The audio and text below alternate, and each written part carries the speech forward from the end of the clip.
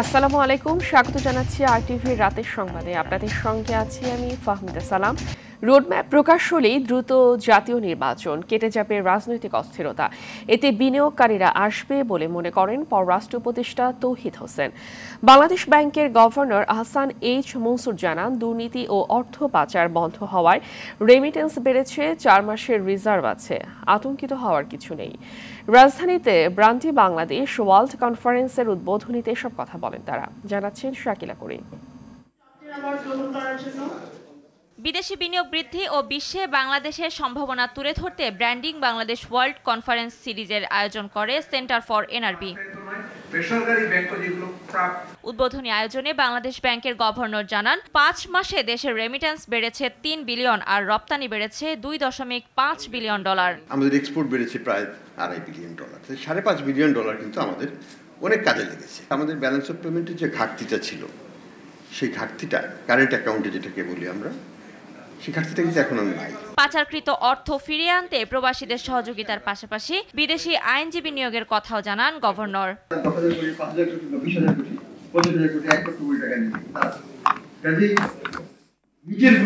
আমরা আরেকটু ক্লিয়ার করছি, যেখানে আমরা ল ফার্মগুলোকে বলছি তোমরা ধরো,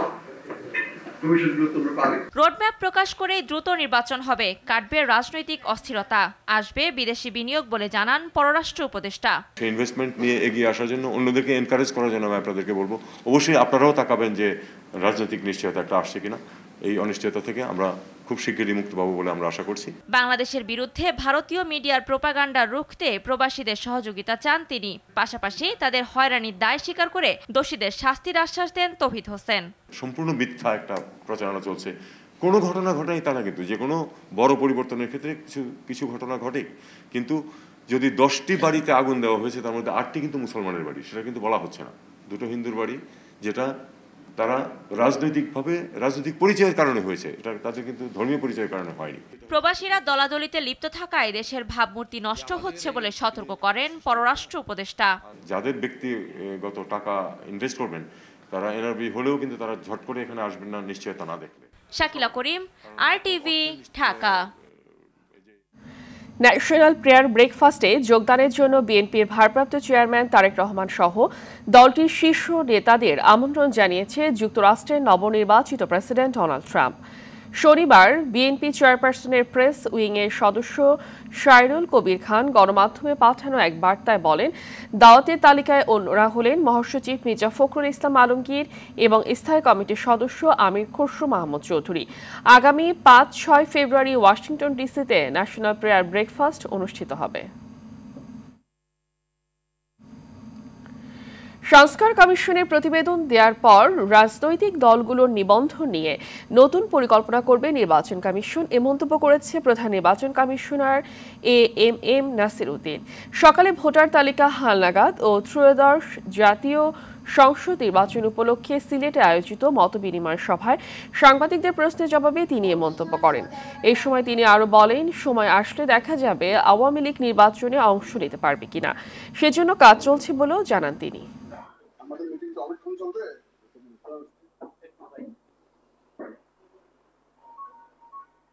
জাতীয় নির্বাচনের টাইম ফ্রেম নিয়ে যে বক্তব্য দিয়েছে সেটা মাথায় রেখে ইসি কাজ করছে। জাতীয় নির্বাচনের একসাথে স্থানীয় সরকার নির্বাচনে করা যেতে পারে, এরকম পরামর্শ কেউ দিচ্ছে।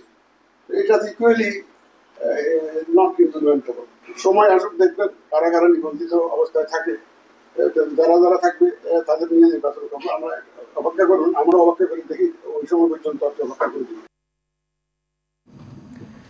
ফ্যাসিবাদ পতনের পর দেশ গড়ার যে সম্ভাবনা তৈরি হয়েছে, হঠকারিতা ও ভুল পদক্ষেপে সেটি নষ্ট না করতে সবার প্রতি আহ্বান জানালেন বিএনপি মহাসচিব মির্জা ফখরুল ইসলাম আলমগীর। আর দেশবিরোধী ষড়যন্ত্র প্রতিহতে জাতীয় ঐক্য সংহত করার কথা বললেন জাতীয় নেতারা। এবি পার্টির কাউন্সিলে এসব কথা বলেন বক্তারা। বিস্তারিত অরণ্য কফুরের রিপোর্টে। প্রতিষ্ঠার 4 বছর পর রাজধানীর সোহরাওয়ার্দী উদ্যানে প্রথম জাতীয় কাউন্সিলের আয়োজন করে আমার বাংলাদেশ বা এবি পার্টি। সুশৃঙ্খল ও উৎসবপূর্ণ এই কাউন্সিলে সাবেক ছাত্রনেতা মুজিবুর রহমান মঞ্জু চেয়ারম্যান ও ব্যারিস্টার আসাদুজ্জামান ফুয়াদ সাধারণ সম্পাদক নির্বাচিত হন। নির্বাচিত হয়েছেন মুজিবুর রহমান মঞ্জু। গুম খুনের শাসন চালানো শেখ হাসিনার বিদায়কে ভয়াবহ দানবের হাত থেকে রক্ষা পাওয়া হিসেবে আখ্যা দেন মির্জা ফখরুল ইসলাম আলমগীর। দেশ গড়ার এ সময়ে কিছু মানুষ ঐক্য বিনষ্টের ষড়যন্ত্র করছে বলে সতর্ক করেন বিএনপি মহাসচিব। যে আজকে বাংলাদেশকে নতুন করে নির্মাণ করবার যে স্বপ্ন আমরা দেখছি, সেই স্বপ্নকে বাস্তবায়িত করতে হলে আমাদের কিন্তু একটু ধৈর্য ধরতে হবে এবং হঠকারিতা করে ভুল সিদ্ধান্ত নিয়ে ভুল পদক্ষেপ করে আমরা যেন সেই সম্ভাবনাকে বিনষ্ট না করি। ফ্যাসিবাদ বিলোপ ও গণহত্যার বিচার সহ কাজ ও পরিকল্পনায় অস্পষ্টতা থাকায় সরকারের বিচ্ছিন্ন হয়ে পড়ার আশঙ্কা জানান রাজনীতিবিদরা। দৈনন্দিন জীবনে মানুষ বড় কষ্টে আছে, এই পরিস্থিতি চললে মানুষ সংস্কারে আর আস্থা রাখবে না।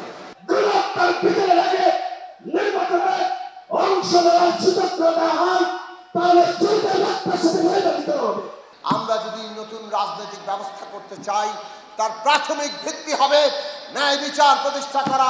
যদি নতুন রাজনৈতিক বন্দোবস্ত বাধাগ্রস্ত হয়, তাহলে সেখানেও হয়তো বা ছাত্র জনতা আবার নতুন করে তাদের রক্ত দিতে হবে। নতুন রাজনৈতিক বন্দোবস্ত ও দেশ গঠনের মন্ত্র নিয়ে দ্রুতই অন্যতম রাজনৈতিক শক্তি হয়ে ওঠার প্রত্যয় এবি পার্টির। আমরা মনে করেছি যে এই জায়গাতে আমরা ইনশাআল্লাহ সফল হতে পারব। অরণ্য গফুর, OTV, ঢাকা। লন্ডন ক্লিনিকে খালেদা জিয়ার চিকিৎসার ধরনে বেশ কিছু পরিবর্তন এনেছেন বিশেষজ্ঞ ডাক্তাররা।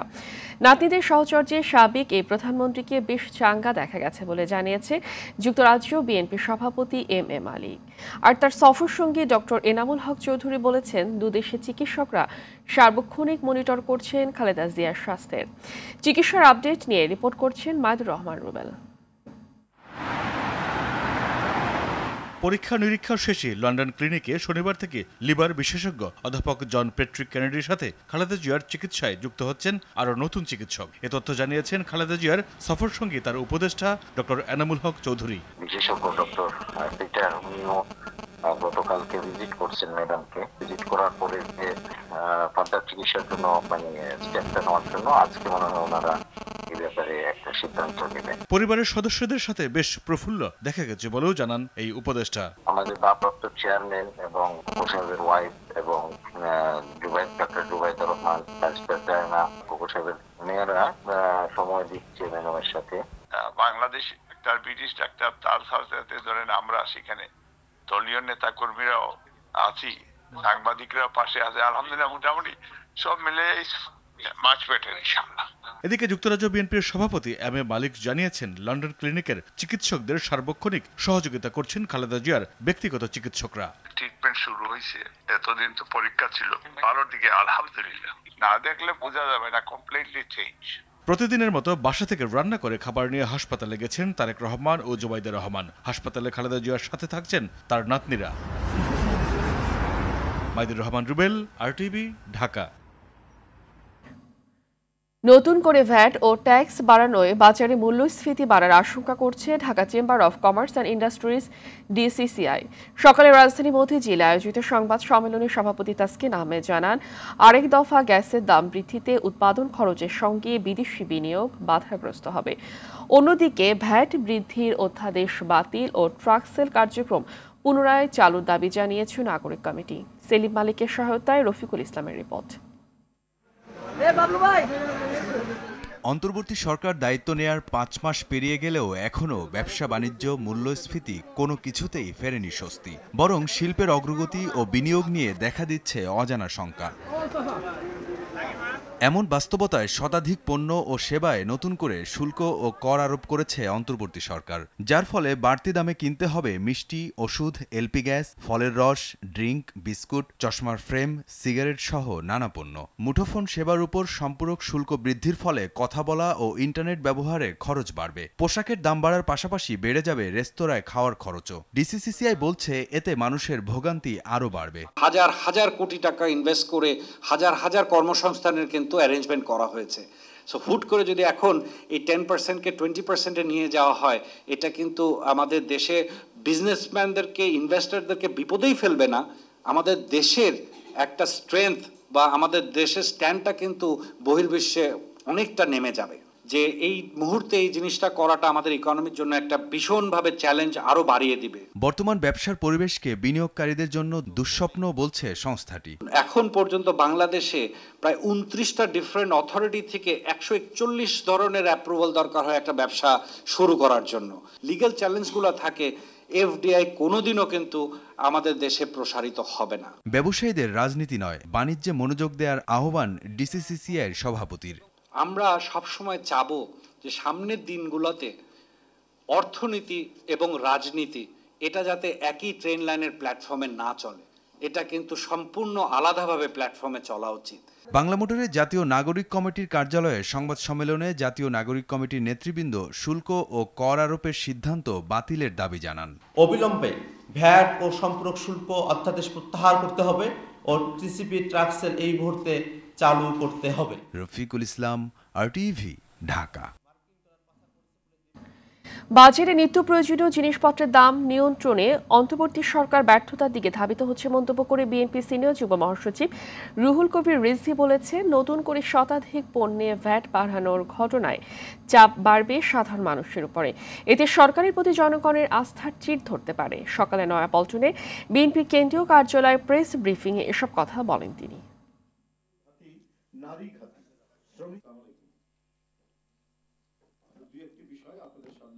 নিত্য প্রয়োজনীয় দ্রব্যমূল্যের ঊর্ধ্বগতি নিয়ন্ত্রণ ও সাধারণ মানুষকে স্বস্তি দিতে অন্তর্বর্তীকালীন সরকার ক্রমান্বয়ে যেন ব্যর্থ হচ্ছে, এটা একটা উদ্বেগের বিষয়। আমরা চাই না যে অন্তর্বর্তীকালীন সরকার ব্যর্থ হোক, কারণ এটা একটি ব্যাপক গণ আন্দোলনের মধ্যে দিয়ে তৈরি। কিন্তু জনগণের প্রত্যাশা এবং জনগণের যে ক্ষুধা, এটা যদি নিবৃত্ত করতে না পারেন, তাহলে তো আপনার এই ব্যর্থতা আর ঢেকে রাখতে পারবেন না। এবার খেলা প্রসঙ্গ। তৃতীয়বারের মতো বোলিং অ্যাকশন পরীক্ষায় সাকিব আল হাসানের অকৃতকার্য হওয়ার খবর আনুষ্ঠানিকভাবে জানালো বিসিবি। শনিবার আনুষ্ঠানিক রিপোর্ট পাওয়ার পর এ তথ্য সংবাদ মাধ্যমে জানায় ক্রিকেট বোর্ড। ফলে আন্তর্জাতিক ক্রিকেটে বোলিং করতে পারবেন না বাংলাদেশের এই তারকা অলরাউন্ডার। গত সেপ্টেম্বরে ইংল্যান্ডে কাউন্টি ক্রিকেট খেলার সময় তার বোলিং অ্যাকশন নিয়ে সন্দেহ প্রকাশ করে আম্পায়াররা। ডিসেম্বরের প্রথম সপ্তাহে বার্মিংহামের অ্যাকশন পরীক্ষা দিতে গিয়ে পাশ করতে পারেননি সাকিব। ইসিবির বোলিং নিষেধাজ্ঞায় পড়েন মিস্টার 75। বোলিং নিষেধাজ্ঞা থেকে মুক্তি পেতে গত 21 ডিসেম্বর চেন্নাইয়ে আবার পরীক্ষা দেন তিনি, কিন্তু সেখানেও অকৃতকার্য হন সাকিব আল হাসান। ফলে ইসিবির দেয়া পূর্বের রায় বহাল থাকছে, আন্তর্জাতিক ক্রিকেটে বোলিং করতে পারবেন না তিনি। গাড়ির ফিটনেস ও লাইসেন্স না থাকার কারণে দুর্ঘটনা হলে বিআরটিএর সংশ্লিষ্ট কর্মকর্তাকেও দায় নিতে হবে বলে জানিয়েছেন সড়ক পরিবহন ও সেতু উপদেষ্টা মোহাম্মদ ফজলুল কবির খান।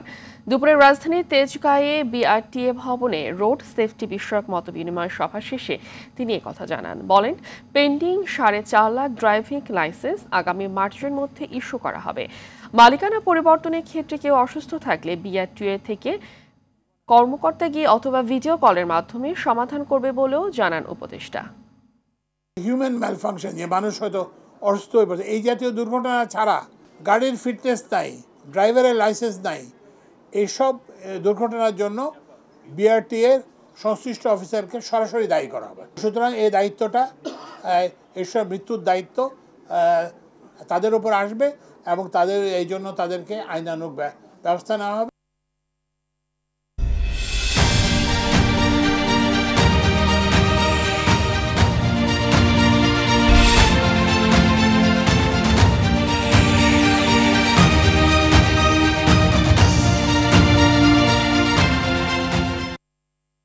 আইডিএলসি পরিবর্তনের পথে বাংলাদেশ। দুর্নীতি দমন কমিশনকে দলীয় প্রভাব মুক্ত দেখাতে চায় সংস্কার কমিশন। কমিশন চেয়ারম্যান নিয়োগে অনিয়ম বন্ধ, দুর্নীতি, অভ্যন্তরীণ দুর্নীতি রোধ, দুর্নীতিগ্রস্তদের সুবিধা পাওয়ার পথ বন্ধ করা সহ সুনির্দিষ্ট কিছু সুপারিশ করতে যাচ্ছে দুদক সংস্কার কমিশন। কমিশন প্রধান ইফতেখারুজ্জামান বলেন, দুদক এতদিন দুর্নীতির প্রতিরোধক না হয়ে দুর্নীতির সহায়ক ছিল। সাদিয়া কানিজার রিপোর্ট। অন্তর্বর্তী সরকার দায়িত্ব নেয়ার পর রাষ্ট্রের গুরুত্বপূর্ণ খাতগুলো থেকে অনিয়ম দুর্নীতি দূর করতে 6টি সংস্কার কমিশন গঠন করে দেয়। প্রত্যেক কমিশনকে প্রতিবেদন প্রস্তুত করতে প্রায় 3 মাস করে সময় বেঁধে দেয় সরকার। বিভিন্ন পর্যায়ের অংশীজনদের সঙ্গে আলাপ আলোচনার পর জানুয়ারির 15 তারিখ চূড়ান্ত প্রতিবেদন প্রস্তুত করতে যাচ্ছে দুদক সংস্কার কমিশন। প্রস্তাবনায় দলীয় প্রভাবমুক্ত নিরপেক্ষ নিয়োগ প্রক্রিয়া, দুদকের ভেতরের দুর্নীতি রোধ, আমলাতন্ত্র মুক্ত করা সহ বেশ কয়েকটি বিষয় বিশেষ গুরুত্ব পাচ্ছে। সংস্কার কমিশন প্রধান ইফতেখারুজ্জামান বলেন, এতদিন আসল দুর্নীতিবাজদের ধরার পরিবর্তে ক্ষমতাসীনদের সুরক্ষা দিয়েছে দুদক। কমিশনটি রাজনৈতিক এবং আমলাতন্ত্রের হাতে একটা জিম্মি দশার মধ্যে পড়েছে, যার ফলে এটার সঠিক ভূমিকা পালন করতে পারেনি। এই অবস্থা হচ্ছে যে আমাদের সর্বোচ্চ প্রাধান্যের জায়গায় এখানে আমরা বেশ কিছু গুরুত্বপূর্ণ সুপারিশ মালা নিয়ে আসবো। ভবিষ্যতে এমন একটা ব্যবস্থাপনা নিশ্চিত করতে হবে যাতে দুদকের মধ্যে নৈতিকতা, সততা, শুদ্ধাচার নিশ্চিত করা যায়। তবে পট পরিবর্তন হলেও দলবাজি দখলবাজি এখনো দূর হয়নি উল্লেখ করে তিনি বলেন, সংস্কার হলেও দুদকের পুরনো রূপে ফিরে যাওয়ার শঙ্কা থেকে যাচ্ছে। শুধু ব্যক্তি বা সাইনবোর্ডের পরিবর্তন হয়েছে, কিন্তু চর্চার পরিবর্তন হয় নাই। তো যে কারণে আমাদের ওই সংখ্যাটা, যেটি আপনার প্রশ্নে, ওই সংখ্যাটা থেকেই যায়। আসলে কি একই সংস্কৃতি চলবে কিনা, সংখ্যা থাকা সত্ত্বেও আমি যেটা আশা করব, যারা কর্ণধার আছেন বা যে মূল ভূমিকা আছেন, তারা বৈষম্য বিরোধী আন্দোলনের মূল চেতনা থেকে শিক্ষা গ্রহণ করবেন। শুধু দুদককে সংস্কার করলেই চলবে না, রাজনৈতিক দল আর আমলাতন্ত্রেরও ইতিবাচক পরিবর্তন জরুরি। পৃথিবীর কোনো দেশেই একা দুর্নীতি দমন কমিশন দুর্নীতি নিয়ন্ত্রণ করতে পারে না, পুরো রাষ্ট্র কাঠামোতে পরিবর্তন দরকার। সাদিয়া কানিজ, RTV, ঢাকা। এভারেজ ইন্টারন্যাশনাল স্কুলের আয়োজনে পালিত হলো শীত উৎসব। এই উৎসবকে ঘিরে বিভিন্ন স্টলে ছিল বাহারি পিঠা, এছাড়া ছিল ইসলামী সঙ্গীত পরিবেশন, আনন্দ উল্লাস, আবৃত্তি সহ সাংস্কৃতিক আয়োজন। দিনব্যাপী লালমাটিয়া হাউজিং সোসাইটি স্কুল মাঠে অনুষ্ঠিত হয় শীত উৎসব। সকাল থেকে স্কুলের শিক্ষার্থী, অভিভাবকদের ভিড়ে জমে ওঠে এই শীত উৎসব। উৎসবে বিভিন্ন রকমের পিঠার সমাহার ছাড়াও ছিল ঘরে বানানো বিভিন্ন খাবার ও পোশাকের দোকান। শীত উৎসবকে কেন্দ্র করে স্কুলে কোমলমতি বাচ্চাদের ব্যাপক উৎসাহ ও উদ্দীপনা দেখা যায়। স্ট্যান্ডার্ড ব্যাংক PLCর বার্ষিক ব্যবসা সম্মেলন 2025 অনুষ্ঠিত হয়েছে। সংহতির বছর একসাথে গড়ি আগামী, এই প্রতিপাদ্যে সকালে রাজধানীর রেডিসন ব্লু হোটেলে সম্মেলনের উদ্বোধন করেন ব্যাংকের পরিচালনা পর্ষদের চেয়ারম্যান আব্দুল আজিজ। বিগত বছরের সাফল্যে সন্তোষ প্রকাশ করে সর্বস্তরের কর্মকর্তা কর্মচারীদের প্রতি আন্তরিক অভিনন্দন জানান তিনি। শরিয়া ও প্রযুক্তি নির্ভর উত্তম সেবা প্রদানের মাধ্যমে ব্যাংকের উন্নতির ধারা অব্যাহত রেখে দেশের অর্থনৈতিক উন্নয়নে অবদান রাখার লক্ষ্যে সবাইকে সম্মিলিতভাবে কাজ করার আহ্বান জানান। ব্যবস্থাপনা পরিচালক ও CEO হাবিবুর রহমানের সভাপতিত্বে অনুষ্ঠিত সম্মেলনে ব্যাংকের vice chairman AKM Abdul Alim, পরিচালক কাজী আকরাম উদ্দিন সহ বিভিন্ন স্তরের নির্বাহী ও ঊর্ধ্বতন কর্মকর্তারা উপস্থিত ছিলেন। ওয়েস্ট ইন্ডিজের বিপক্ষে আসন্ন ওয়ানডে সিরিজ জয়ের মাধ্যমে বিশ্বকাপের টিকিট নিশ্চিত করতে চায় বাংলাদেশ নারী ক্রিকেট দল। ক্যারিবীয়দের বিপক্ষে ওয়ানডে ও T20 সিরিজ খেলতে যাওয়া উপলক্ষে বিকেলে মিরপুরে আয়োজিত সংবাদ সম্মেলনে এমন লক্ষ্যের কথা জানান বাংলাদেশের অধিনায়ক নিগার সুলতানা জ্যোতি। প্রতিপক্ষ ওয়েস্ট ইন্ডিজকে শক্তিশালী মানলেও নিজেদের জয়ের বিষয়ে আত্মবিশ্বাসী বাংলাদেশ অধিনায়ক। জ্যোতির মতে, ওয়েস্ট ইন্ডিজ সিরিজে বোলিং ও ব্যাটিংয়ে ভারসাম্যপূর্ণ দল রয়েছে টাইগ্রেসদের। চলতি মাসের 19 তারিখ থেকে ওয়েস্ট ইন্ডিজের মাটিতে স্বাগতিকদের বিপক্ষে 3 ম্যাচের ওয়ানডে সিরিজ ও 28 জানুয়ারি থেকে 3 ম্যাচের T20 সিরিজ খেলবে বাংলাদেশ। মেইনলি ফোকাসটা হচ্ছে ওডিআই সিরিজটা ঘিরে। সো এখানে প্রত্যেকটা প্লেয়ার যারা দেখবেন যে ফার্স্ট ক্রিকেটে 100 করেছে বা ভালো স্কোর করেছে, তারা কিন্তু ন্যাশনাল টিমের স্কোয়াডে বা ন্যাশনাল টিমে আছে। সো এর দিক থেকে ফর্মেট যেমনটাই হোক না কেন, ব্যাটাররা যখনই রান করে আসলে ওইভাবে বলবো যে অনেক বেশি মোটিভেট করে। শুধু একটা সিরিজ নাকি, এটা হচ্ছে ওয়ার্ল্ড কাপের একটা টিকিট।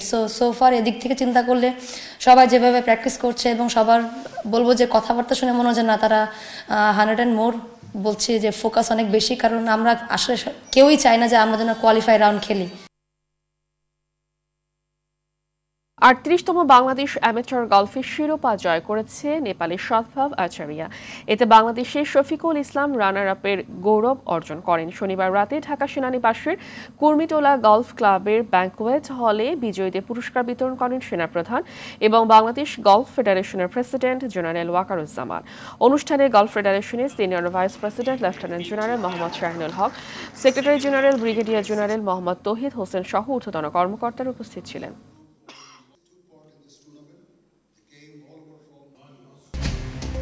রাতের সংবাদ এই পর্যন্তই। মধ্যরাতের সংবাদ রাত 1টায় দেখার আমন্ত্রণ রইল। ধন্যবাদ সবাইকে।